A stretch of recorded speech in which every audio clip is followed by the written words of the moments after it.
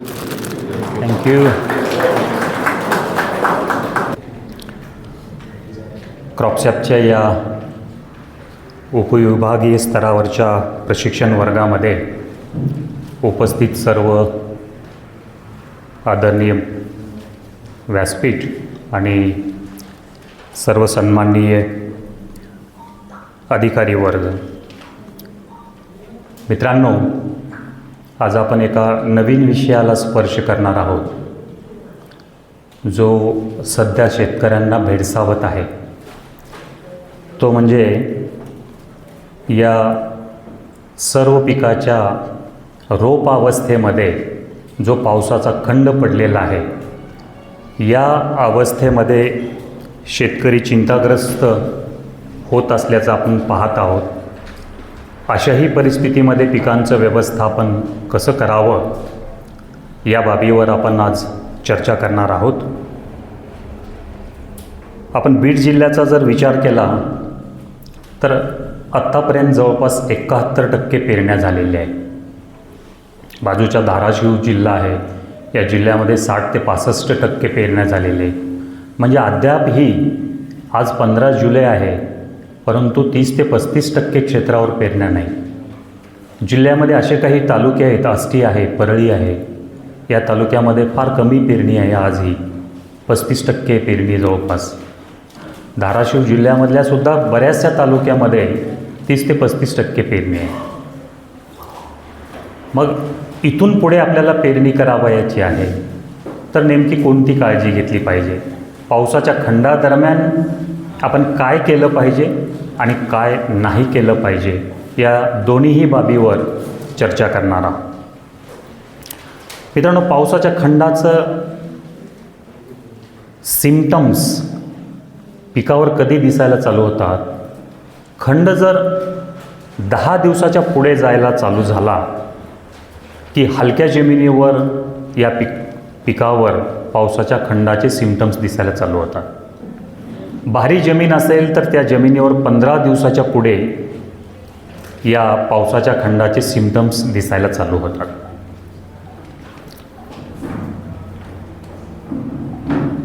अशा परिस्थितीमध्ये सर्वप्रथम आपण बघूया की शेतकऱ्यांनी इथून पुढे 15 जुलैच्या नंतर जर पेरणी करण्याची वेळ आली तर काय करावं. 15 जुलैच्या नंतर विद्यापीठाने ज्वारीसारखं पीक आहे, बाजरीसारखं आहे, मक्यासारखं पीक आहे, चाऱ्यासारखे पीक आहे, या पिकांची शिफारस केलेली आहे. परंतु जिल्ह्यामध्ये असे काही गावं आहेत ज्या गावामध्ये अद्यापही 10 ते 15% पेरणी आहे. मग त्या गावामध्ये पूर्ण क्षेत्रावर तृणधान्य घेणं शक्य नाही आहे. अशा गावामध्ये आपण अजूनही 15 जुलै ते 25 जुलै या कालावधीमध्ये सोयाबीन अधिक तूर अशी आंतरपीक पद्धती घेऊ शकतो.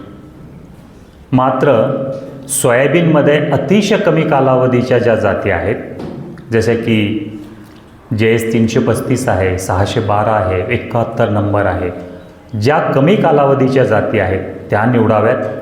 तुरीमध्ये स्पेशली BDN 711 ही जी कमी कालावधीची जात आहे ही आपण निवडावी. आणि ज्या गावामध्ये पेरणी बऱ्यापैकी झालेली आहे अशा ठिकाणी आपण ज्वारी आणि बाजरीसारखी जर पिकं घेतलात तर पावसाच्या खंडादरम्यान जेवढं तृणधान्य चांगला प्रतिसाद देतात तेवढं दुसरे कुठलेही पिकं प्रतिसाद देत नाही. ही बाब आपण लक्षात घ्यावी. आता पावसाच्या खंडादरम्यान जी चतुसूत्री आपल्याला अवलंबावयाची आहे, ज्या 4 सूत्राच्या आधारे पावसाच्या खंडाचं व्यवस्थापन करावयाचं आहे, यामधलं पहिलं सूत्र जे आहे ते म्हणजे वारंवार अंतर्मशागत करत राहणे. रिपिटेटिव्ह इंटरकल्टिव्हेशन म्हणतो त्याला. मित्रांनो, आज समाजामध्ये असा एक विचार प्रसार होत आहे की जर आपण अशा परिस्थितीमध्ये वारंवार किंवा कोळपणी केली किंवा अंतर्मशागत केली तर आहे तो ओलावा ओढून जातो, असा एक विचार शेतकऱ्यामध्ये आहे. परंतु ही बाब खरी नाही आहे. ज्या वेळेस आपण अंतर्मशागत करतो त्यावेळेस जमिनीमध्ये मुळाच्या कक्षेच्या सान्निध्यामध्ये जे छिद्र आहेत, 2 प्रकारचे छिद्र असतात, मायक्रो आणि मॅक्रो. मायक्रो पोर्समध्ये ओलावा असतो, मॅक्रो पोर्समध्ये हवा असते. या मायक्रो पोर जे उघडे पडलेले असतात, ज्यावेळेस आपण अंतर्मशागत करतो, कोळपणी करतो, त्यावेळेस माती भुसभुशीत होते आणि मातीचे कण हे या मायक्रो पोर्समध्ये जाऊन बसतात आणि ते छिद्र बंद होतं. म्हणजेच जमिनीमध्ये जो काही ओलावा आहे, जो डोळ्यांनी दिसत नाही आहे, तो ओलावा टिकवून ठेवण्यासाठी मदत होते. त्याला आपण आपल्या तांत्रिक भाषेमध्ये डस्ट मल्चिंग म्हणतो. यामुळे अंतर्मशागतीला आपण जास्त महत्त्व द्या. अंतर्मशागतीमुळे ओलावा तर टिकून राहतोच, परंतु एरेशनसुद्धा चांगलं मिळतं. त्यामुळे पिकांची वाढसुद्धा चांगली होते. आता काही पिकामध्ये कपाशीसारखं पीक आहे, तुरीसारखं पीक आहे. जर सलग पीक असेल तर या पिकामध्ये 60 दिवसापर्यंत अंतर्मशागत करू शकतो. सोयाबीनसारखं पीक आहे, 35 दिवसापर्यंत अंतर्मशागत करू शकतो कोळपणीच्या माध्यमातून. 10-10 दिवसाला जर कोळपण्या करत राहिलात तर जमिनीमधला जो काही ओलावा आहे, या ओलाव्याच्या आधारे पीक अतिशय चांगल्या प्रकारे पुढे वाढत राहतं. पिकांना अतिशय कमी पाणी लागतं, अतिशय कमी. तुम्हाला एक उदाहरण सांगायचं जर झालं तर जेवढा पाऊस पडतो किंवा आपण जेवढं पाणी देत असतो शेताला, त्याच्या फक्त 2% पाणी हे पिकांच्या वाढीसाठी वापरलं जातं. बाकीचं 98% पाणी हे एकतर जमिनीत जातं किंवा ते ओलाव्यात आपलं बाष्पीभवनाद्वारे उडून जात असतं. आणि हे 2% पाणी म्हणजे खूप कमी आहे, लिटरमध्ये आपण मोजू शकतो त्याला. म्हणून शेतकरी बांधवांना ही बाब आपण समजून सांगितली पाहिजे की हलक्या जमिनीवर अगदी 3 आठवड्यापर्यंत आणि भारी जमिनीमध्ये जवळपास 20 ते 25 दिवसापर्यंतचे पावसाचे खंड मॅनेज झालेले आहेत. काही या चतुसूत्रच्या द्वारे किंवा अंतर्मशागत आणि तण व्यवस्थापनाद्वारे. दुसरं जे सूत्र आहे ते पण फार महत्त्वाचं आहे, तणांचं व्यवस्थापन. सगळ्या पिकामध्ये सोयाबीन जर पीक घेतला तर 45 दिवसापर्यंत हा जो क्रॉप वीड कॉम्पिटिशन पिरियड जो असतो, पीक आणि तणामधली स्पर्धा ही 45 दिवसापर्यंत जास्त असते, 45 दिवसानंतर कमी होते. कापूस आणि तूर पिकामध्ये 60 दिवसापर्यंत ही स्पर्धा जास्त असते. आणि म्हणून तणांचं व्यवस्थापन अतिशय चांगल्या प्रकारे केलं पाहिजे. तण हे पिकापेक्षा 3 पटीनं जास्त ओलावा जमिनीमधला ओढत असतात. जर पिकाने 1 लिटर पाणी घेतलं तर तण हे 3 लिटर पाणी घेत असतात. त्यानंतर अन्नद्रव्याचा जर विचार केला तर पीक जेवढं अन्नद्रव्य जमिनीमधून घेत असतं त्याच्या दुप्पट अन्नद्रव्य हे तण घेत असतात. म्हणजे तण पिकांशी एवढे मोठ्या प्रमाणात स्पर्धा करतात. कोणकोणत्या बाबीशी स्पर्धा करतात? ओलाव्याशी स्पर्धा करतात, अन्नद्रव्याशी स्पर्धा करतात, वाढीसाठी लागणारी जी जागा आहे त्या जागेसाठी सुद्धा स्पर्धा करतात आणि सर्वात महत्त्वाची स्पर्धा ही सूर्यप्रकाश मिळवण्यामध्ये सुद्धा स्पर्धा करतात. हे 4च घटक फार महत्त्वाचे आहेत आणि हे 4ही घटक मुबलक प्रमाणात आपल्याला पावसाच्या खंडादरम्यान पिकाला मिळवून द्यावयाचे असतील तर शेतामध्ये तणांची काडी राहिली नाही पाहिजे. मग ते आपण अंतर्मशागतीद्वारे किंवा मजुरांच्या माध्यमातून तणांचं व्यवस्थापन करत असतो. ही एक काळजी घ्यावी. मित्रांनो, आत्ता सध्या रोप अवस्था आहे, या अवस्थेला अंतर्मशागत आणि मजुरांच्या माध्यमातून तणांचं व्यवस्थापन करा. पण पुढच्या काळामध्ये फुलोरा अवस्था किंवा शेंगामध्ये दाणे भरण्याच्या अवस्थेला पावसाचा खंड जर पडला तर या अवस्थेला तणांचं व्यवस्थापन उपटतणाद्वारे करावायचं आहे. जेवढं मोठं तण दिसतं तेवढं उपटून काढायचे, शेताच्या बाहेर काढून टाकायचे. मात्र कोणत्याही अवस्थेमध्ये पावसाच्या खंडादरम्यान शेतात तणं न राहणे हे फार उपयोगी ठरणार आहे. तिसरं सूत्र, पावसाच्या खंडादरम्यान एक विशिष्ट प्रकारच्या किडी वाढत असतात.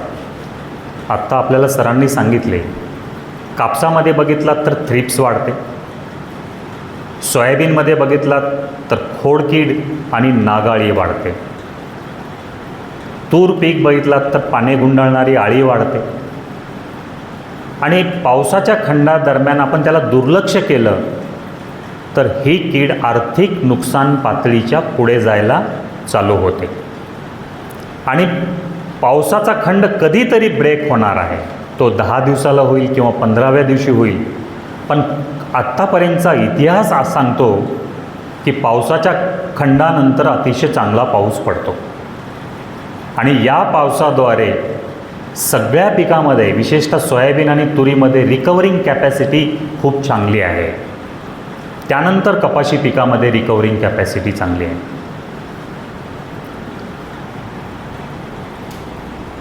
तर या किडींसाठी पावसाच्या खंडादरम्यान एक तर फवारणी झाली पाहिजे.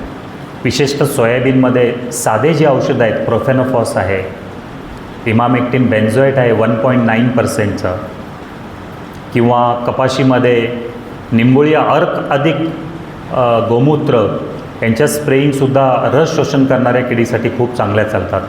रसायनामध्ये फिप्रोनिलसारखं औषध आहे. तर कुठल्या तरी साध्या एका औषधाची जरी फवारणी पावसाच्या खंडादरम्यान झाली तर कुठल्याही किडीची आर्थिक नुकसान पातळी ओलांडत नाही. यासोबतच आणखीन एक मुद्दा आहे. पावसाच्या खंडादरम्यान एक साहजिक आहे की टेम्परेचरसुद्धा वाढत असतं. सोबतच वाऱ्याची वाहण्याची गतीसुद्धा वाढते आणि त्यामुळे बाष्पीभवनाचा दरसुद्धा वाढतो. बाष्पीभवन कुठून होतं? पानावर असलेल्या पर्णरंध्राद्वारे बाष्पीभवन होतं. या दरम्यान आपल्याला नेमकं काय करावायचं आहे? दिवसा जे पानावरचे पर्णरंध्र पूर्णपणे उघडले जातात ते आपल्याला पार्शियल ओपन करायचे, पूर्ण उघडू द्यायचे नाही आहे. यासाठी एक उपाययोजना आहे. जर आपण उपलब्ध असलेल्या खतामधला जो पोटॅश ग्रुप आहे, नत्र, स्फुरद, पालाश, जो पालाश आहे पोटॅश, त्याचं कार्य फवारणी केल्यानंतर पर्णरंध्र पूर्ण ओपन होऊ देत नाही, तो पार्शियल ओपनिंग करतो आणि बाष्पीभवनाचा दर कमी करतो. परंतु जे एक्सचेंज ऑफ गॅसेस आहेत ते मात्र व्यवस्थित चालतं. ज्याला आपण प्रकाश संश्लेषण क्रियेसाठी जी काही गरज लागते ती व्यवस्थित चालते, परंतु बाष्पीभवनाचा दर कमी होतो. यामध्ये मार्केटमध्ये 13-0-45 सारखं खत आहे, पोटॅशियम नायट्रेट या नावाने. रोप अवस्थेमध्ये हे 50 ग्रॅम प्रति 10 लिटर पाणी, आणि फुलोरा अवस्थेच्या पुढे जर अवस्था गेलेली असेल तर या अवस्थेला 100 ग्रॅम प्रति 10 लिटर पाणी. याप्रमाणे ही फवारणी घेतली. एक 10 दिवसाच्या फरकाने आपण ह्या फवारण्या घ्याव्यात पावसाच्या खंडादरम्यान. सोबत सूक्ष्म अन्नद्रव्य ग्रेड 2 जर घेतलं 50 मिली प्रति 10 लिटर पाणी तर त्याचीसुद्धा मदत या पावसाच्या खंडादरम्यान होत असते. मित्रांनो, खंडादरम्यान जमिनीमधलं अन्नद्रव्य पिकांना घेणं अवघड जात असतं. त्यावेळेस आपल्याला फवारणीच्या माध्यमातून खतं देणं एक सोपी बाब आहे आणि पिकांना ते चांगल्या प्रकारे उपलब्ध होते. म्हणून याही बाबीचा आपण अवलंब करावा. शेवटचं सूत्र सांगतं, ज्या शेतकऱ्यांकडे पाणी देण्याची व्यवस्था आहे त्यांनी स्प्रिंकलरच्या माध्यमातून प्रोटेक्टिव्ह इरिगेशन देण्याचा प्रयत्न करावा. प्रोटेक्टिव्ह इरिगेशन देत असताना रोप अवस्थेमध्ये 2 इंचापर्यंत पाणी द्यावं, म्हणजे 5 सेंटीमीटर खोलीपर्यंत, आणि फुलोरा अवस्था किंवा त्या पुढच्या अवस्था असतील तर 3 ते 4 इंच खाली जाईल एवढं पाणी आपण स्प्रिंकलरनं देणं गरजेचं आहे. ही एक जर काळजी घेतली आपण तर या प्रोटेक्टिव्ह इरिगेशनची सुद्धा मदत होते. ज्या ठिकाणी याची उपलब्धता आहे त्या ठिकाणी आपण या बाबीचा अवलंब करावा. हे 4 सूत्र झाले जे आपल्याला करावयाचे आहेत. आता आपण जे करावयाचं नाही या बाबीवर बघूया. काय करायचं नाही आहे? सर्वप्रथम या पावसाच्या खंडादरम्यान कुठलंही रासायनिक खत जमिनीमधून देऊ नका. युरिया असेल किंवा DAP असेल किंवा इतर खत असतील, कुठलंही खत, पोटॅश घ्या, सिंगल सुपर फॉस्फेट घ्या, या कुठल्याच खताची डोस जमिनीमधून द्यावयाचा नाही आहे. कारण जमिनीमध्ये ओलावा कमी आहे आणि अशा अवस्थेला खत दिलं तर त्या पिकाला शॉक बसतो. मात्र फवारणीच्या माध्यमातून खतं देऊ शकतो आणि अन्नद्रव्याचा पुरवठा त्या पिकांना करू शकतो. दुसरी बाब काय करावायची नाही. बऱ्याच ठिकाणी शेतामध्ये तणांचं प्रादुर्भाव वाढतो आणि या अवस्थेला मजूर उपलब्धतेअभावी तणनाशक वापरण्यावर शेतकऱ्यांचा भर वाढत जातो. तर ही सुद्धा बाब आपल्याला करावयाची नाही आहे. पोस्ट इमर्जन्स जेवढी तणनाशक आहेत ती पावसाच्या खंडादरम्यान बिलकुल वापरू नयेत. जर तशी फवारणी झाली तर पिकावर या बाबीचा शॉक जास्त बसतो आणि पिकांची वाढ थांबली जाते. या 2 बाबी आपल्याला या ठिकाणी करावयाच्या नाही आहेत. मित्रांनो, शेवटी एक अनुभव सांगेल आणि माझं मार्गदर्शन संपवेल. 2015 या वर्षी, 2023 या वर्षी, 2023ला मॉडरेट अल्निनो होता, 2015ला स्ट्रॉंग अल्निनो होता. 2015ला मी अशा 2000 हेक्टर क्षेत्रावर एकाच ठिकाणी एका मंडळामध्ये पाहिलेलं आहे. फुलोरा अवस्थेमध्ये पावसाचा खंड पडला आणि 2000 हेक्टर क्षेत्रावर फुलोरा गळ झाला. फूल पूर्ण 100% फूल गळून गेलं. का गळालं? पावसाचा खंड ज्यावेळेस 20 दिवसापेक्षा जास्त वाढतो त्यावेळेस फुलाच्या बुडाशी ॲब्सिसिक ॲसिड फॉर्मेशन होतं आणि ॲब्सिसिक ॲसिड फॉर्म झालं की ते फूल गळून पडतं. फूलगळ झाली. शेतकऱ्यांनी सोयाबीन पीक काढायला चालू केली, परंतु विद्यापीठ आणि कृषी विभागाच्या भेटीनंतर ते थांबवलं. शेतकऱ्यांना विश्वास दिला की ह्याच्यामध्ये दुसरा बहार येतो आणि दुसऱ्या बहाराद्वारे 50 ते 60% उत्पन्न येतं. त्या शेतकऱ्यांनी सगळ्या त्या 2000 हेक्टर क्षेत्रावरचं सोयाबीन ठेवलं आणि पाऊस पडल्यानंतर एक 7 ते 8 दिवसामध्ये त्या ठिकाणी फुलामधून शेंगा तयार झालेल्या आपल्याला पाहायला मिळाल्या. पूर्ण 2000 हेक्टर क्षेत्रावर 4 ते 5 क्विंटल उत्पन्न एकरी मिळालं. म्हणून असा अनुभव आपल्या सोबत असणं आवश्यक आहे. यावर्षी अशी परिस्थिती काही गावामध्ये निर्माण होऊ शकते आणि त्यामुळे आपल्याला शेतकऱ्यांना याही बाबतीमध्ये अलर्ट करावायचं आहे. असं जर काही झालं तर थोडा वेट करा. दुसरा एक अनुभव सांगेल शिव. जिल्ह्यामध्ये, धाराशिव जिल्ह्यामध्ये 2015ला तुळजापूर तालुक्यामध्ये असे काही गावं होते ज्या गावामध्ये पावसाचा खंड हा 20 दिवसापेक्षा पुढे सरकायला चालू झालेला होता आणि शेतकऱ्यांनी फवारणी, कीटकनाशकाची फवारणी, तण व्यवस्थापन हे पूर्णपणे सोडून दिलं. आता याच्यामध्ये काही येऊ शकत नाही. परंतु असे काही प्रगतशील शेतकरी त्या भागामध्ये होते ज्यांनी हा विचार केला की आपण आत्तापर्यंत हे सोयाबीन वाढवलं आहे, इथून पुढेही सोडायचं नाही शेवटपर्यंत. त्यांनी आंतरमशागत करत राहिले, उपटतण काढत राहिले आणि साध्या साध्या स्प्रेइंग, क्लोरोपायरिफॉस, प्रोफेनोफॉसची फवारणी घेत राहिले, 13-0-45ची फवारणी घेत राहिले. पावसाचा खंड 28व्या दिवसानंतर ब्रेक झाला इतका सुंदर पाऊस झाला त्या भागामध्ये, जवळपास 25-30 मिलीमीटरचा पाऊस झाला आणि पुढच्या 7 ते 8 दिवसामध्ये 2 चित्र आम्हाला बघायला मिळाली. पहिलं चित्र असं होतं, ज्या ठिकाणी शेतकऱ्यांनी दुर्लक्ष केलं होतं त्या ठिकाणचं तण जे वाळत होतं, करपत होतं, ते पूर्ण हिरवं झालं आणि झपाट्याने वाढायला सुरुवात झाली. 8व्या दिवशी सोयाबीन अगदी खाली आणि तणं सगळी वर गेली. त्या ठिकाणचं तण पुन्हा नियंत्रण करणं शक्य झालं नाही.